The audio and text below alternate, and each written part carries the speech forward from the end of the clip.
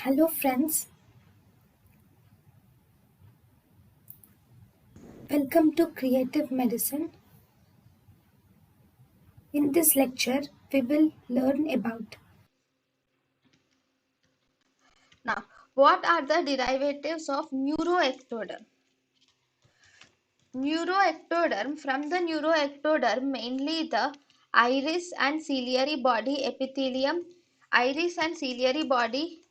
epithelium, retina, smooth muscles of the iris, and part of the vitreous. So, iris and ciliary body epithelium, then we have the retina, smooth muscles of the iris, and also the optic nerve, and a part of this vitreous is derived from the neuroectoderm.